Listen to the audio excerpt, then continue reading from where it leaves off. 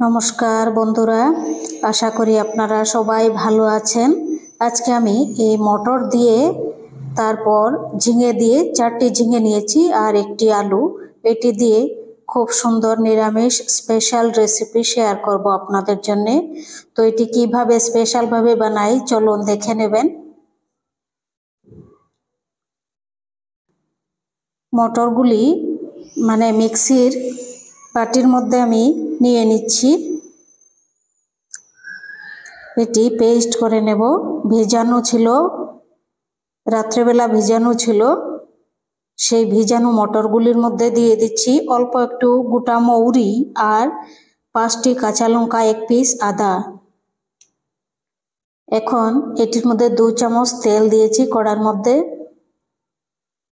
দেওয়ার পর এই যে মটর বাটাগুলো আমি দিয়ে দিচ্ছি এই কড়ার মধ্যে। দেখবেন খুব সুন্দর একটি রেসিপি হবে। অল্প একটু এটি আমি ভাজা ভাজা করে নেব। সবগুলি মটর বাটা দিয়ে দিচ্ছি। 1 বাটি মটর, তার মধ্যে দিয়ে দিচ্ছি 1/2 চামচ হলুদ, 1/2 চামচ লাল লঙ্কা পাউডার, 1/2 চামচ লবণ দিয়ে 3-4 মিনিট এটি আমি ভেজে নেব ভালো করে, জলটা যেন শুকিয়ে যায়। মটরের জল ছিল অল্প একটু, আমি জল ছাড়াই বেটেছি, তাও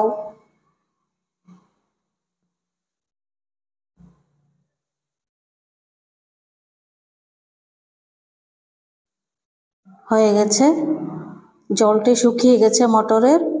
এবার একটি থালায় আমি ঢেলে নেব। এই থালার মধ্যে দেখুন অল্প বাটার দিয়েছি, এই যে সাদা সাদা লাগছে দেখতে। এই বাটারের মধ্যে আমি ঢেলে দিচ্ছি মটর। এটি মেখে একটি রোল বানিয়েছি দেখুন।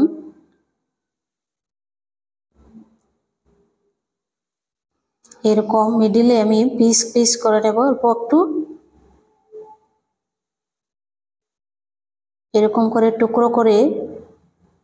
খুব সুন্দর রেসিপি হবে, আপনারা এরকম বানিয়ে খেয়ে দেখবেন। দেখুন কত সুন্দর হয়েছে। সবগুলো এরকম পিস করা হয়ে গেছে দেখুন, এতটুকু বড় সাইজ। খুবই ভালো লাগবে এরকম রান্না করে খাবেন নিরামিষ।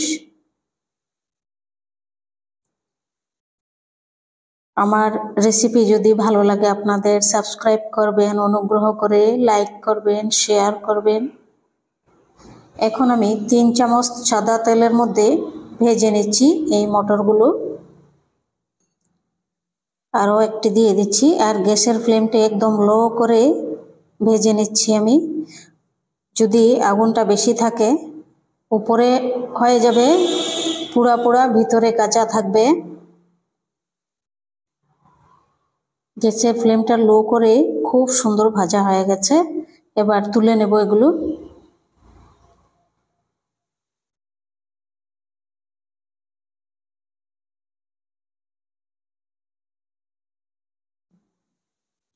এটি একটি অন্যরকম আজকে তরকারি রান্না করব ঝিঙে দিয়ে। ডেইলি ডেইলি একরকম আর ভালো লাগছে না। ঝিঙে পোস্ত, ঝিঙে কি আজকে এটি দিয়ে রান্না করব। ছোলা দিয়েও ঝিঙে দিয়েও আর ভালো লাগছে না। সবগুলো ভাজা হয়ে গেছে দেখুন, খুবই সফট হয়েছে, খেতে খুব ভালো লাগবে। এখন 2 চামচ তেলের মধ্যে আমি আগে ঝিঙেগুলো অল্প ভেজে নিচ্ছি, হলুদ মশলা ছাড়া অল্প একটু লবণ দিয়ে ভেজে নেব।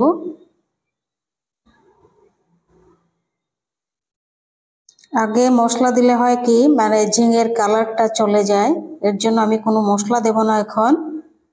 আগে ভেজে তারপর তুলে নেব। এখন লবণ দিয়ে দিচ্ছি 1/2 চামচ।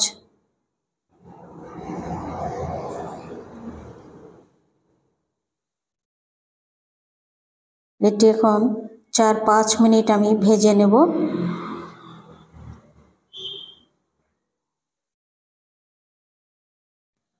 ঝিঙেগুলো ভাজা হয়ে গেছে, এখন তুলে নেব। আরও বেশি ভাজলে ভালো লাগবে না।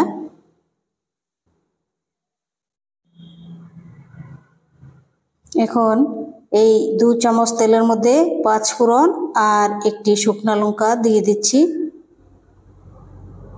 তার মধ্যে দিয়ে দিচ্ছি একটি আলু।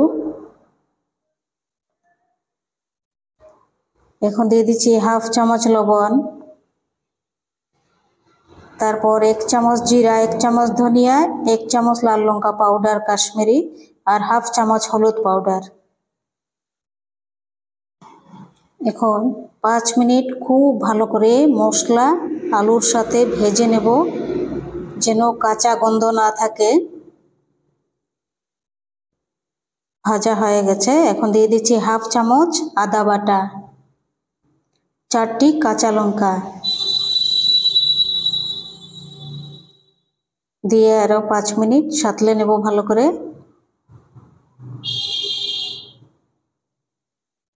এখন দিয়ে দিচ্ছি ভেজে রাখা ঝিঙেগুলো। এখন আরও 5-6 মিনিট সাঁতলে নেব ঝিঙে, মশলা, আলু। খুবই সুন্দর গন্ধ বেরোচ্ছে তরকারির। যত সাঁতলানো হয় তত সুন্দর গন্ধ বেরোয়।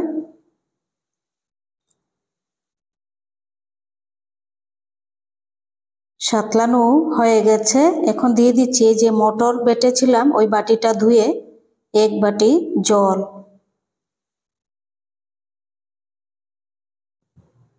এখন 10 মিনিট এটি ঢাকা দিয়ে সেদ্ধ করে নেব ভালো করে। 10 মিনিট হয়ে গেছে, তরকারি হয়ে গেছে দেখুন। এখন তরকারি হয়ে যাওয়ার পর সবগুলো সিদ্ধ হয়ে গেছে, দিয়ে দেব এই মটর ভাজাগুলো। ভাজা মটর দিয়ে দিচ্ছি।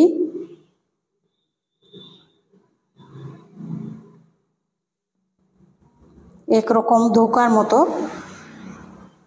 ধোকার তরকারির মতোই। আমি খুব কষ্ট করে ভিডিও বানাচ্ছি, আপনারা আমাকে সাহায্য করবেন। আমি খুব কৃতজ্ঞ থাকব আপনাদের কাছে। খুবই কষ্ট করে ভিডিও বানাচ্ছি, কি বলবো।